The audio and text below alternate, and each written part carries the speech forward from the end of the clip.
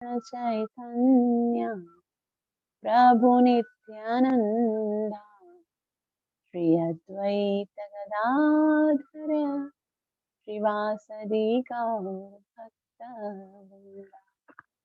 हरे कृष्ण कृष्ण कृष्ण हरे हरे, हरे राम राम राम हरे हरे। ग्रंथराज श्रीमद् भागवतम महापुराण की जय। श्रीमद् भागवतम तीसरा स्कंद अध्याय 32। आज हम श्लोक नंबर 22 से प्रारंभ करेंगे। 22, 23 और 24 को पढ़ने का प्रयास करेंगे। यहाँ पर कपिल देव अपनी माता से कहते हैं कि हे माता, क्योंकि इस संसार में जो जन्म लेता है उसे बार बार जन्म मरण के चक्कर में फंसना पड़ता है और बहुत सारे दुख भोगने पड़ते हैं। यदि भौतिक जगत में या परिवार में आसक्ति हो जाए तो उसी परिवार में आना पड़ता है, और यदि देवताओं की पूजा करी जाए तो फिर देवताओं के लोक में जाकर फिर पुनः इस संसार में आना पड़ता है। तो मनुष्य का जीवन प्राप्त करने के बाद जीव का यह कर्तव्य है कि जीव कुछ ऐसा करे कि वो जन्म मरण की श्रृंखला को खत्म कर सके और फिर वो अपने वास्तविक उद्देश्य भगवत धाम की ओर जा सके। उसके लिए उसे क्या करना चाहिए? श्लोक नंबर 22 में बहुत ही सुंदर श्लोक है जिसमें कपिल देव माता देवहूति को कहते हैं, तस्मात् त्वं सर्वभावेन भजस्व परमेष्ठिनम् तद्गुणाश्रया भक्त्या भजनीय पदाम्बुजम्। तस्मात् त्वं सर्वभाव, हे माता, हृदय के अंदर जो भी प्रेम है, जो भी भाव है, उस सारे भाव के साथ आप क्या करो? भजस्व, भजन करो। किसका? परमेष्ठितम, परमेष्ठिनम अर्थात जो परम पुरुष भगवान है। देवी देवताओं के चक्कर में मत जाओ और है ना पितरों के चक्कर में या इधर उधर की है ना जगहों पे जाकर अपने समय को, अपने ऊर्जा को नष्ट मत करो। अपने पूरे भाव के साथ क्या करो? परम पुरुष भगवान की भक्ति करो। तद गुणाश्रया श्रया भक्त्या, तद गुणा यानी भगवान, गुण आश्रय, वो समस्त गुणों से मुक्त है, भौतिक गुणों से जो है वो दूर है, और इसलिए आप उनकी शरण में जाओ। तो इससे क्या है कि भगवान जो है वो, उनके साथ जब आप प्रेम करोगे तो सारे जितने भी भौतिक गुण हैं वो आपको कभी भी अट्रैक्ट नहीं करेंगे। भगवान ने कहा जो मेरी शरण में आता है वो गुणों के भौतिक गुणों से पार हो जाता है। तद गुणाश्रया भक्त्या भजनीय पदाम्बुजा। भजनीय का मतलब होता है वास्तव में पूजनीय वही है, वास्तव में भजनीय वही है। पदाम्बुजा यानी भगवान के चरण की पूजा करने के योग्य हैं। तो आप पूरे भाव के साथ उन्हीं भगवान की शरण लीजिए। अनुवाद: अतः हे माता, मैं आपको सलाह देता हूँ। प्रभुपाद जी कहते हैं माता को सलाह देते हैं, माता को उपदेश नहीं किया जा रहा है। वो कहते हैं मैं आपको एक सलाह देता हूँ कि आप भगवान की शरण ग्रहण करें जिनके चरण कमल पूजनीय है। इससे आप समस्त भक्ति तथा प्रेम से स्वीकार करें, क्योंकि इस तरह से आप दिव्य भक्ति को प्राप्त हो सकेंगी। तो माता को सारी बातें बताने के बाद अब उन्हें करना क्या है उसके विषय में बताया है। श्रीला प्रभुपाद जी बहुत सुंदर समझाएंगे। तात्पर्य श्रीला प्रभुपाद द्वारा। श्रीला प्रभुपाद की जय। श्रीला प्रभुपाद जी कहते हैं परमेष्ठिनम शब्द का प्रयोग कभी कभी ब्रह्मा के लिए किया जाता है। परमेष्ठी का अर्थ है परम पुरुष। जिस तरह इस ब्रह्मांड में ब्रह्मा ही परम पुरुष है, उसी तरह वैकुंठ में कृष्ण परम पुरुष है।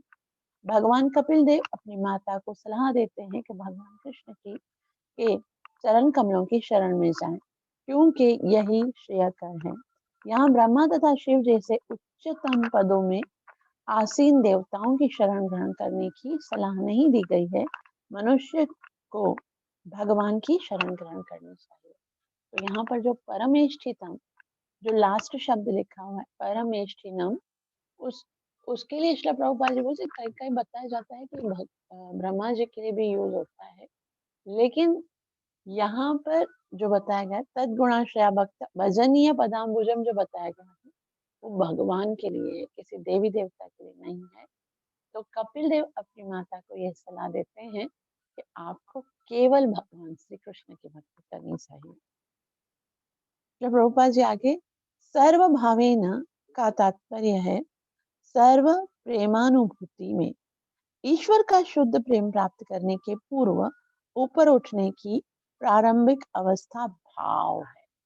तो अगर प्रेम प्राप्त करना है तो उससे पहले हृदय के अंदर भाव होना चाहिए। भगवत गीता का वचन है बुधा भाव समन्विता, जो बुद्धिमान है वो भाव के साथ भगवान के शरण में आते हैं। जिसने भाव अवस्था प्राप्त कर ली है वह भगवान कृष्ण के चरण कमलों को पूजनीय स्वीकार कर लेता है। यहाँ पर भगवान कपिल ने अपनी माता को यही उपदेश दिया है कि इस श्लोक में तद्गुणाश्रया भक्त्या पद की भी महत्वपूर्ण है। इसका अर्थ है कि कृष्ण की भक्ति संपन्न करना दिव्य कर्म है, यह कोई भौतिक कर्म नहीं है। इसकी पुष्टि भगवत गीता में की गई है, ब्रह्म भूयाय कल्पते, जो भक्ति में लगे हुए हैं वे तुरंत ही दिव्य धाम को प्राप्त कर लेते हैं। तद्गुणाश्रया मुक्त मतलब वो सब जल्दी से, क्योंकि भगवान गुणों से मुक्त है, तो जीव यदि भगवान की शरण में आता है तो वो गुणों से मुक्त होकर बहुत ही जल्द अम, वे तुरंत ही दिव्य धाम को प्राप्त कर सकते हैं। तो गुणाश्रया भक्त्या को भी श्रील प्रभुपाद जी यहाँ पर डिस्क्राइब करते हैं। श्रील प्रभुपाद जी आगे कहते हैं मनुष्य के लिए जीवन की चरम सिद्धि प्राप्त करने के लिए एकमात्र साधन पूर्ण कृष्ण चेतना में भक्ति करना है। यदि सिद्धि प्राप्त करनी है तो इसके अलावा अम, कोई भी तरीका नहीं है। सिर्फ एक ही तरीका है कि हम भगवान श्री कृष्ण की भक्ति करें। भगवान कपिल ने यहाँ पर अपनी माता को इसी का उपदेश दिया है। अतः भक्ति समस्त गुणों के प्रभावों से मुक्त है, अर्थात निर्गुण है। जैसे गुणाश्रय बताया गया, तो भक्ति करने से हम समस्त गुणों से मुक्त हो जाते हैं। यद्यपि भक्ति संपन्न करना भौतिक कार्य सा प्रतीत होता है, किंतु यह कभी सगुण नहीं है, अर्थात भौतिक गुणों से दूषित नहीं होता। तो देखने में लगेगा कि भक्त क्या करते हैं, खा भी रहे हैं, पी भी रहे हैं। भक्त जो है वो ना कार्य करते हुए दिख रहे हैं, तो ऐसा लगता है गुणों से तो बंध रहे हैं, लेकिन भले वो दिखता है। श्रील प्रभुपाद जी यहाँ पर बता रहे हैं कि यद्यपि भक्त संपन्न करना भौतिक कार्य से प्रतीत होता है, किंतु भक्त कभी सगुण नहीं होता है, अर्थात भगवान भौतिक गुणों से दूषित कभी नहीं होता है। तद गुणाश्रया का अर्थ है कि भगवान कृष्ण के दिव्य गुण इतने महान हैं कि मनुष्य को अन्य अन्य कार्यों की ओर ध्यान देने की आवश्यकता नहीं रह जाती है। भक्तों के प्रति उनका व्यवहार इतना प्रशंसीय होता है कि उन्हें किसी दूसरी पूजा की ओर मन को मोड़ना ही नहीं पड़ता। तो श्रील प्रभुपाद जी यहाँ पर बता रहे हैं कि इतना दिव्य है भगवान श्री कृष्ण की भक्ति करना, इतना आनंददायक है। और क्योंकि भगवान के दिव्य गुण हैं, मनुष्य को कार्यों की ओर ध्यान देने की आवश्यकता नहीं। भगवान के गुणों को सुनो, भगवान की सेवा। और ये हमारा प्रैक्टिकल है, जब भक्ति में जाते हैं ना तो दूसरी चीजें छूट जाती है, मतलब उनकी ओर प्रायोरिटी नहीं रहती है कि ये भी कोई चीज है, इनको भी करना है। बस पूरा का पूरा जो फोकस होता है वो भक्ति में होता है। तो श्री प्रभुपाद जी कहते हैं क्योंकि इसकी कोई आवश्यकता भी नहीं रही। भक्तों के प्रति उनका व्यवहार इतना प्रशंसनीय है। भगवान का जो व्यवहार है, किस तरह भक्तों के साथ डील करते हैं, जब हम ये सब श्रवण करते हैं तो इतना आनंद आता है। श्री प्रभुपाद जी कहते हैं उन्हें किसी दूसरे की पूजा कर की और मन मोड़ने की आवश्यकता नहीं पड़ती। बस वो केवल कृष्ण कथा ही सुनना चाहेगा। कृष्ण अपने इस भौतिक जगत में आने के बाद जो जो लीलाएं करते हैं वो लीलाएं इतनी ही मनोहर और मधुर होती हैं कि उनको श्रवण करके जीव जो है वो आनंदित होता है। कहा जाता है कि पूतना नामक राक्षसी कृष्ण को विष देकर मारने आई थी, किंतु कृष्ण ने इतने प्रसन्न हुए कि उन्होंने उसका स्तनपान करके अपनी माता के समान पद प्रदान कर दिया। अतः भक्तगण प्रार्थना करते हैं कि जब कृष्ण को मारने की इच्छा से आई हुई पूतना इतना उच्च पद प्राप्त कर सकती है, तो फिर कृष्ण को छोड़कर अन्य किसी की पूजा में क्यों लाभ, तो क्यों जाया जाए, उसमें जाने का क्या लाभ है। वो पूतना जहर देकर मारने के लिए आए, फिर भी भगवान इतने करुणामय है, इतना भगवान प्रेम करते हैं कि तुम किसी भी भाव से आओ मैं तुम्हें स्वीकार करूंगा। तो फिर श्रील प्रभुपाद जी कहते हैं फिर जब इतना प्यार करते हैं भक्तों से तो कोई क्यों जाएगा किसी और के पास। तो धार्मिक कार्य दो प्रकार के होते हैं, एक तो भौतिक विकास के लिए और दूसरा आध्यात्मिक विकास के लिए। अब श्रील प्रभुपाद जी बताते हैं कुछ लोग खाली भौतिक विकास के लिए धार्मिक कार्य करते हैं, क्या करते हैं कि वो कुछ ना कुछ अच्छे सोशल और वेलफेयर एक्टिविटीज करते हैं। एक तो श्रील प्रभुपाद जी कहते हैं कृष्ण के चरण कमलों की शरण ग्रहण करने से भौतिक तथा आध्यात्मिक दोनों प्रकार की संपन्नता प्राप्त हो जाती है। तो फिर कोई अन्य देवताओं के पास क्यों जाए। तो अगर कोई कृष्ण की भक्ति स्वीकार करता है तो उसके भौतिक कार्य भी सुधर जाते हैं, आध्यात्मिक कार्य भी सुधर जाते हैं। क्योंकि अकाम सर्व कामो वा मोक्ष काम उदारदी तीव्रेण भक्ति योगेन यजेत पुरुष पर। भागवत कहती है कि चाहे आपके पास बहुत सारी इच्छाएं हो लेकिन आपके पास कोई इच्छा ना हो या केवल मोक्ष की इच्छा हो, चाहे कैसी भी सिचुएशन में हो, तो फिर क्या करो, पूर्ण रूप से भगवान श्री कृष्ण की भक्ति करो, उससे सारे लाभ प्राप्त होंगे। तो यहाँ पर भी यही बात है कि कृष्ण कृष्ण के चरण कमलों की शरण ग्रहण करने से भौतिक तथा आध्यात्मिक दोनों प्रकार की संपन्नता प्राप्त हो जाती है। तो फिर कोई अन्य देवताओं के पास क्यों जाएगा, वो तो कुछ लिमिटेड है ना, वो लिमिट वस्तु दे सकते हैं, भगवान अनलिमिटेड देते हैं। तो बुद्धिमान व्यक्ति क्या करेगा, बुद्धिमान व्यक्ति भगवान श्री कृष्ण की भक्ति करेगा। बुद्धि इसलिए श्रील प्रभुपाद जी यहाँ पर बताएं देवताओं के पास जाने का क्या लाभ। आगे श्री कपिल देव कहते हैं कि अगर माता तुमने पूर्ण रूप से भगवान की शरण ग्रहण कर ली तो इससे एक बहुत ही सुंदर लाभ होने वाला है, और वो क्या है, वासुदेवे भगवती भक्ति योग प्रयोजित जन जनयत याशु वैराग्यम ज्ञानम यद ब्रह्म दर्शनम। वासुदेव भगवती भक्ति योग प्रयोजिता, यानी जब कोई वासुदेव भगवती यानी भगवान श्री कृष्ण की जो भक्ति करते हैं तो भक्ति योग प्रयोजिता, तो वो भक्ति योग को प्राप्त कर देते हैं।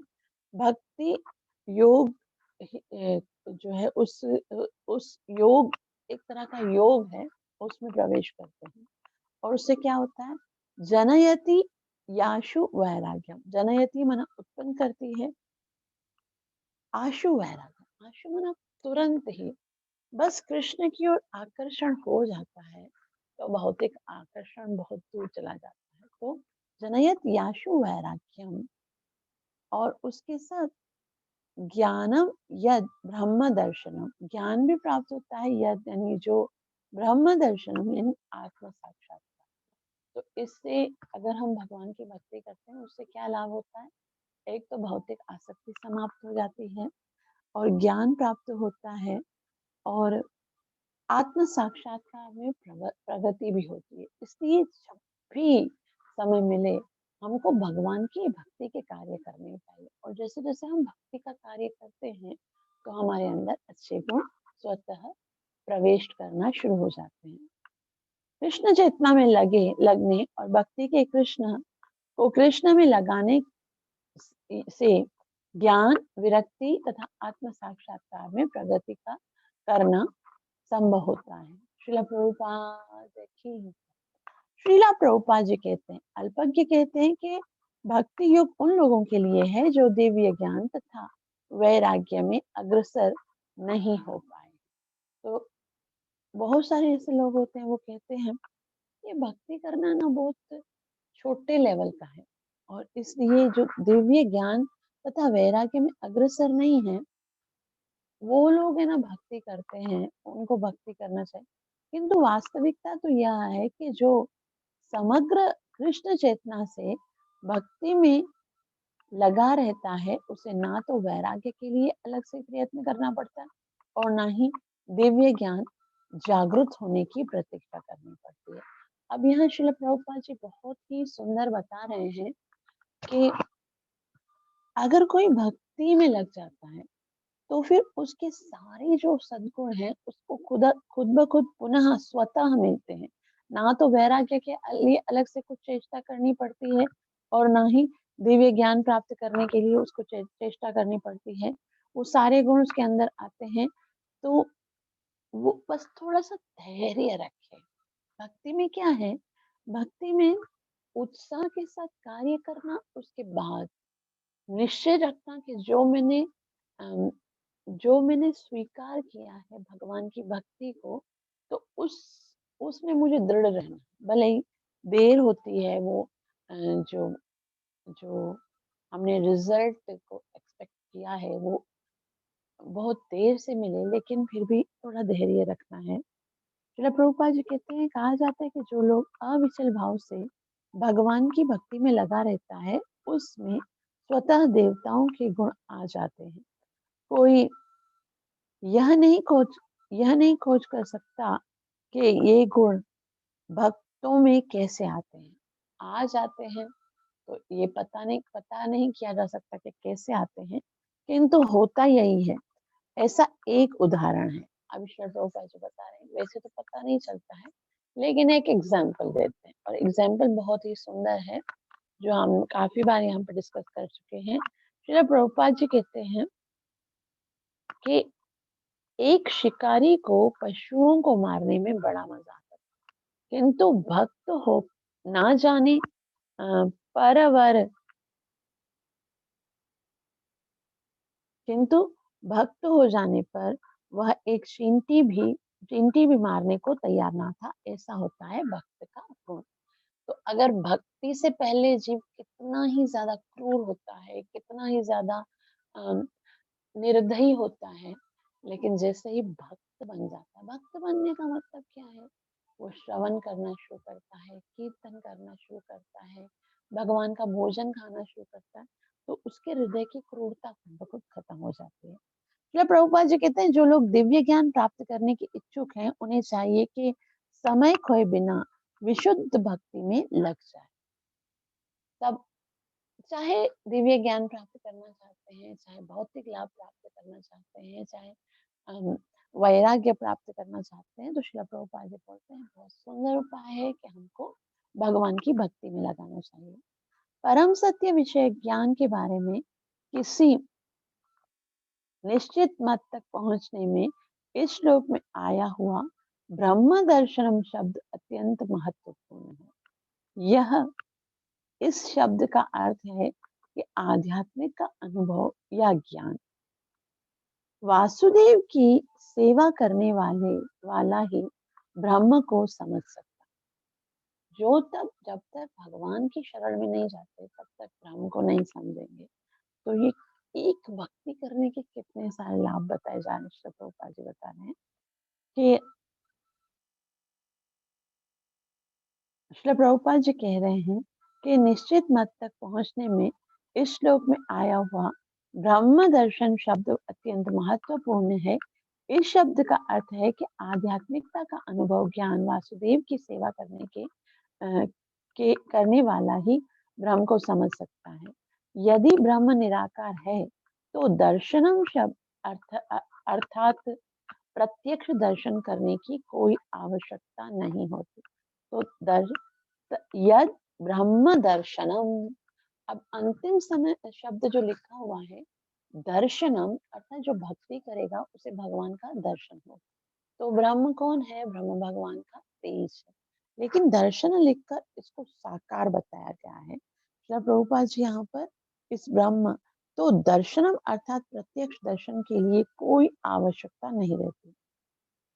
अगर कोई भक्ति कर रहा है तो उसे और कुछ भी करने की आवश्यकता नहीं है।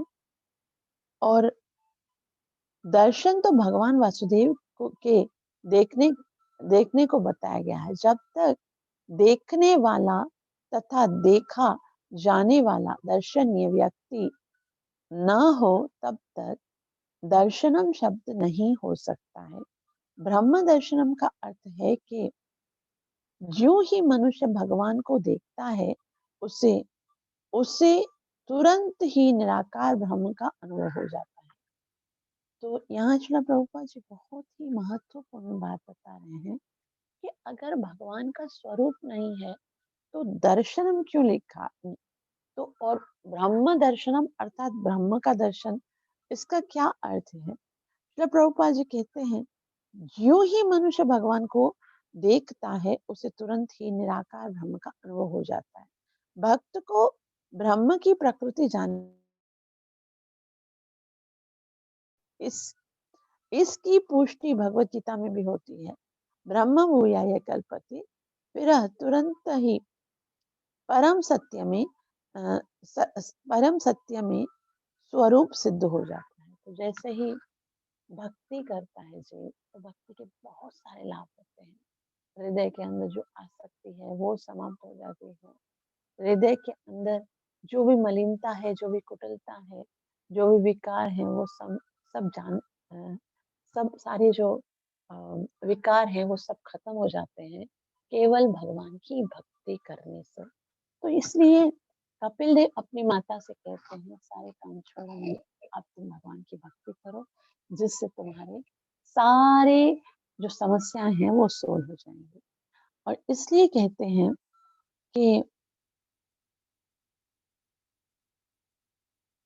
अगर कोई भक्ति करता है भगवान की तो उससे एक और लाभ होने वाला है। वो क्या है। यदा यदास्य चित्तमर्थेषु समेवि समेष्वेन्द्रियवृत्तभिः न गृह्णन्ति वैषम्य प्रियम प्रिय प्रियमत्युच। यदास्य चित्तमर्थेषु, यदास्य यानी जब इस भक्ति का चित्तम यानी मन अर्थेषु विषयों को समेषु इंद्रिय वृत्त है। समेषु यानी सम, इंद्रिय वृत्त यानी इंद्रियों की क्रियाओं से। न गृणंती वैषम्यम, गृणंती का मतलब होता है वो देखता नहीं है। वैषम्यम मतलब अंतर नहीं देखता है किसमें। प्रिय प्रिय प्रिय मृत्युता, प्रिय मना जो बहुत ज्यादा प्रिय है, अप्रिय मतलब जो हम लाइक नहीं करते, ऐसे प्रिय प्रिय अप्रिय इत इत्युत अर्थात का मतलब इस प्रकार निश्चय। तो जीव जो है जब भक्ति करता है तो उसके अंदर ऐसा तो समदृश्य आ जाता है कि जब वो अप्रिय वस्तु को देखता है तो भी उसे कृष्ण की कृपा समझकर स्वीकार करता है। और अगर कोई प्रिय वस्तु उसे मिलती है तो भी वो है ना उसे ठुकराता नहीं है बल्कि हर एक वस्तु को भगवान की कृपा मानता है। अनुवाद। उच्च भक्त का मन इंद्रिय वृत्तियों में समदर्शी हो जाता है और वह वैराग्य तथा अधिभूत उच्च उच्च भक्त का मन इंद्रिय वृत्तियों में समदृशी हो जाता है और वह प्रिय तथा अप्रिय से परे हो जाता है। चाहे जो भी उसके जीवन में आता है उसमें वो समदृष्टि देखता है। श्रील प्रभुपाद की जय। श्रील प्रभुपाद जी कहते हैं दिव्य ज्ञान तथा भौतिक आकर्षण से वैराग्य में होने वाली उन्नति की महत्ता अत्यंत सिद्ध भक्त के भक्तित्व में प्रकट होती है। जब वैराग्य होता है तो उसके जीवन में कैसे प्रकट होता है ये व्यक्तित्व उसका, ये सिद्धि उसके व्यक्तित्व में कैसे प्रकट होती है। इसके लिए ना कुछ स्वीकार्य होता है ना अस्वीकार्य, क्योंकि वो अब समदृष्टि हो जाता है। तो वो ये नहीं सोचता ये मुझे मिले ये मुझे मिले ये आए मेरे जीवन में, या ये ऐसा नहीं होना चाहिए, वो स्वीकार्य अस्वीकार्य में सम हो जाता है, क्योंकि वह अपनी इंद्र तृप्ति के लिए कुछ भी नहीं करता है। वह जो कुछ करता है, जो कुछ सोचता है, वह सब भगवान को प्रसन्न करने के लिए होता है, चाहे भौतिक जगत हो या आध्यात्मिक जगत। वो बस उसके मन में एक ही होता है कि मुझे भगवान को प्रसन्न करना है, मुझे ना केवल इस संसार में, बल्कि भगवान के धाम में जाने के बाद भी तो उसे यही करना होता है। तो उसका समदर्शी चित्त पूर्णतः प्रकट हो जाता है। वह समझ सकता है कि इस संसार में कुछ भी अच्छा नहीं है। प्रकृति द्वारा दूषित होने से सब कुछ बुरा है। तो यहाँ संसार में सब कुछ बुरा इसलिए है क्योंकि वो 3 गुणों से निकला है। तो यहाँ श्रील प्रभुपाद जी कहते हैं, इच्छा अच्छा तथा बुरा, नैतिक तथा अनैतिक के विषय में भौतिकतावादी के निष्कर्ष केवल मनोकल्पना या या भावुकता होता है। वास्तव में इस संसार में कुछ भी अच्छा नहीं है। आध्यात्मिक जगत में सब कुछ अच्छा है। आध्यात्मिक गुणों में उन्माद नहीं रहता, क्योंकि भक्त हर वस्तु को आध्यात्मिक दृष्टि से देखता है। तो उस जगत के अंदर कोई भी अपराध नहीं है, कोई भी कष्ट नहीं है। श्री प्रभुपाद जी कहते हैं, तो आध्यात्मिक जगत में सब कुछ अच्छा है, कुछ खराब नहीं, सब कुछ अच्छा है। और भौतिक जगत में बहुत सारे कष्ट हैं, संकट हैं। तो यहाँ श्री प्रभुपाद जी कहते हैं कि आध्यात्मिक जगत में सब कुछ अच्छा है, आध्यात्मिक गुणों में उन्माद नहीं रहता है, क्योंकि भक्ति हर वस्तु को आध्यात्मिक दृष्टि से देखता है। भक्त जो होता है वो हमेशा आध्यात्मिक दृष्टि रखता है, अतः वह समदृष्टि होता है। दिव्य पद तक उठने का यही लक्षण है। वह स्वतः वैराग्य, फिर ज्ञान से, तब दिव्य ज्ञान से प्राप्त करता है। इतना श्रील प्रभुपाद जी बता रहे हैं कि भक्ति करने के बाद जीव समदृष्टि हो जाता है, जीव को वैराग्य प्राप्त हो जाता है, संसार की कोई आकर्षण नहीं रहती है। तात्पर्य यह है कि उच्च भक्त अपने को भगवान के दिव्य गुणों से जोड़ता है। कारण क्या है? क्योंकि भगवान जो है वो दिव्य गुणों से युक्त है, इसलिए भक्त जो है वो भगवान से खुद को जोड़ता है और इस तरह गुणात्मक रूप से वह कृष्ण से एक रूप हो जाता है। तो एक रूप होने का मतलब ये नहीं है कि भक्त जो है वो अपना अस्तित्व खो जाता, नहीं।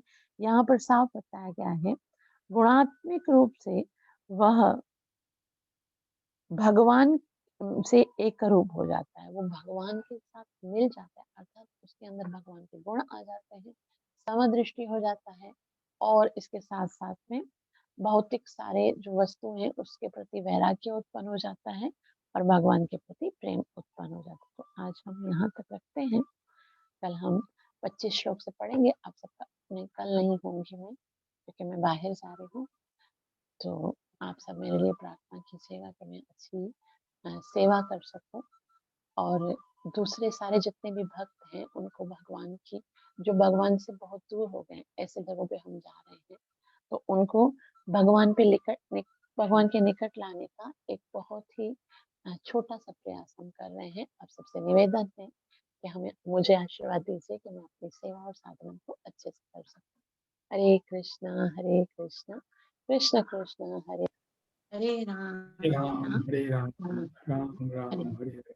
ग्रंथराज श्रीमद् भागवतम महापुराण की, कलि जय पावन अवतार महाप्रभु की, नित्य लीला से बेचा बेचा भक्ति वेदांत स्वामी प्रभुपाद की, निताई जय गौर हरि हरि हरे बोल।